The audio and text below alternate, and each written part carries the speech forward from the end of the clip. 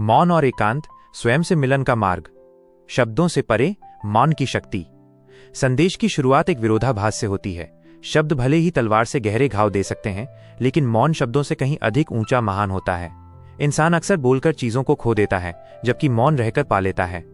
जीवन की सबसे गहरी समझ तभी आती है जब व्यक्ति भीतर उतरता है, और भीतर उतरना केवल चुप हो जाने से संभव है। बाहरी दुनिया की भीड़, आवाजें और तर्क केवल भटकाव पैदा करते हैं। अकेलेपन का साहस और असली स्वरूप से भेंट। जैसे ही व्यक्ति मौन और अकेले होने की हिम्मत करता है, वो पहली बार अपने असली स्वरूप से मिलता है। ये आसान नहीं है, क्योंकि अकेलेपन से डर लगता है और मौन असहज करता है।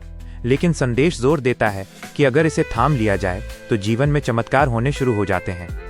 कई लोग भीड़ में होते हुए भी गहरी खालीपन की चीख महसूस करते हैं। वे भीड़ में अकेले होते हैं और अकेलेपन में बेचैन। यहाँ मूल प्रश्न ये नहीं है कि लोग आपको समझते हैं या नहीं, बल्कि ये है कि क्या आपने खुद को कभी समझा है। मौन और एकांत को दर्पण बताया गया है, जिसमें आत्मा का असली चेहरा दिखाई देता है।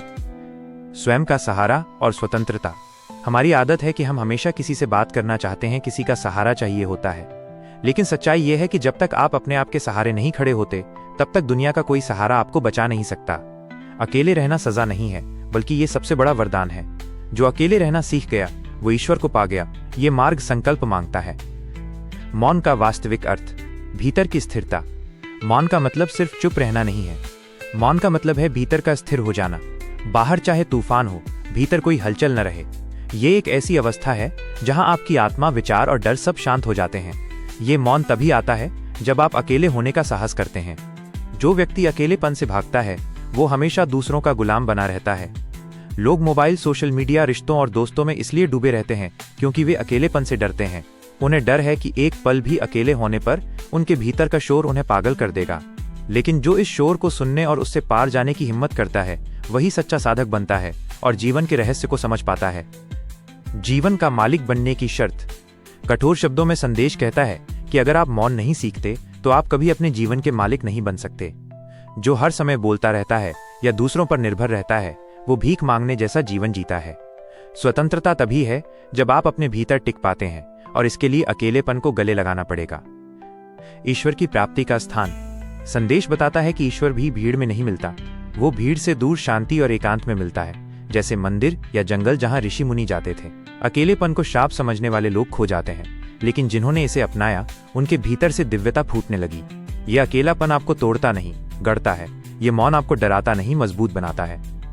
अगर आपके जीवन में शांति नहीं है, तो इसका मतलब है कि आप अभी तक सच्चे अर्थों में अकेले नहीं हुए हैं। जब आप सच्चे अर्थों में अकेले होते हैं, तो आपकी शांति अटूट हो जाती है। बाहरी अपमान या धोखे से भी भीतर कोई हलचल नहीं होती। मौन, सबसे बड़ी आध्यात्मिक शक्ति। मौन को कोई साधारण ताकत नहीं, बल्कि बिजली की तरह बताया गया है। आप बोलकर कभी इतने शक्तिशाली नहीं हो सकते जितना मौन रहकर हो जाते हैं। दुनिया की सबसे बड़ी लड़ाइयाँ, परिवर्तन और आध्यात्मिक क्रांतियाँ मौन के भीतर से ही जन्म लेती हैं। मौन सत्य से आंख मिलाने और ईश्वर का स्पर्श करने की कुंजी है। जो मौन और अकेलेपन को स्वीकार कर लेता है, उसे ऐसी दृष्टि मिल जाती है जो आम आदमी के पास नहीं होती। वो साधारण में भी असाधारण को देख लेता है और खुद को बदलने लगता है। भीतर उतरने की चुनौती और भक्ति का मार्ग। चुनौती ये है कि एक बार खुद को मौन में झोंक कर देखिए, बिना मोबाइल, बिना किताब, बिना साथी के। शुरू में बेचैनी और डर होगा, लेकिन धीरे धीरे ये अकेलापन आपको काट नहीं रहा, बल्कि जोड़ रहा है, आपके असली स्वरूप से मिलवा रहा है। भक्ति का मार्ग भी यही सिखाता है। भक्त जब ईश्वर के सामने अकेले खड़ा होता है, तो दुनिया का कोई डर उसे छू नहीं पाता।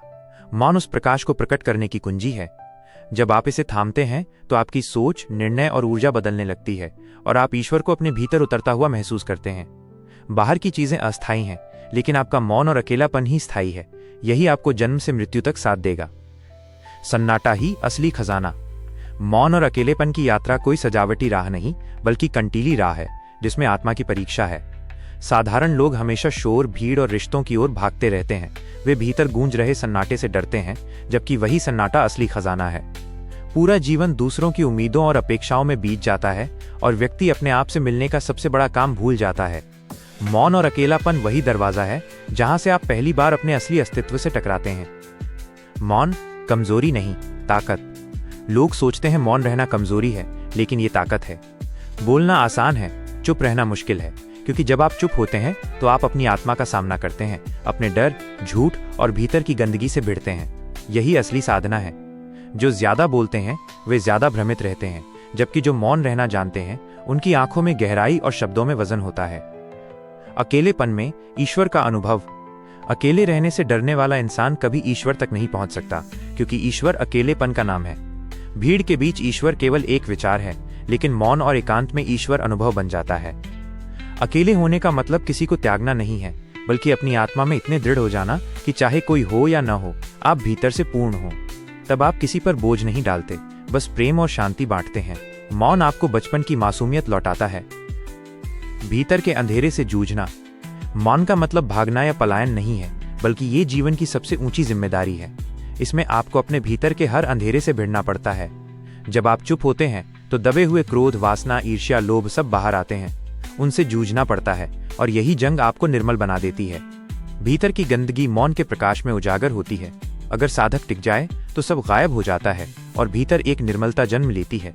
मौन सबसे सकारात्मक ऊर्जा है, क्योंकि इसमें झूठ और बनावट नहीं होती। अकेलापन वो खिड़की है जहां से ईश्वर भीतर प्रवेश करता है। मौन से होने वाले चमत्कार। जैसे ही आप मौन होते हैं, आपकी ऊर्जा बचने लगती है। शब्दों में बर्बाद होने वाली ऊर्जा भीतर जमा होती है, जिससे गहरी समझ मिलती है। आपके निर्णय बेहतर होते हैं, ध्यान गहरा होता है और मन स्थिर होता है। यही चमत्कार है। समाज हमेशा कहता है लोगों के बीच रहो, लेकिन जितना लोगों के बीच रहेंगे उतना ही पहचान खो देंगे, और जितना अकेले होंगे उतना ही असली स्वरूप को पाएंगे। इतिहास के सभी महान लोग मौन और अकेलेपन से गुजरे हैं। अंतिम आग्रह, मौन को थामिए। व्यक्ति को रोज थोड़ा समय अकेले बैठकर यह प्रयोग करना चाहिए। शुरुआत में कठिनाई होगी, लेकिन धीरे धीरे भीतर का शोर कम होगा और गहरी शांति उतर जाएगी। ये रास्ता साहस मांगता है, क्योंकि ये भीतर उतरने का मार्ग है। असली प्रार्थना तब होती है जब आप मौन हो, तब आपकी आत्मा बोलती है और ईश्वर सुनता है। निष्कर्ष, जीवन का सबसे गहरा सत्य यही है कि इंसान अकेला आया है और अकेला ही जाएगा। भीड़ केवल शोर को बढ़ाती है, आत्मा को नहीं छू पाती। ईश्वर आत्मा में है, मौन में है, अकेलेपन में है, भीड़ में नहीं। मौन भीतर की आग को शांत करता है और अकेलापन भीतर का गहरा आकाश खोलता है।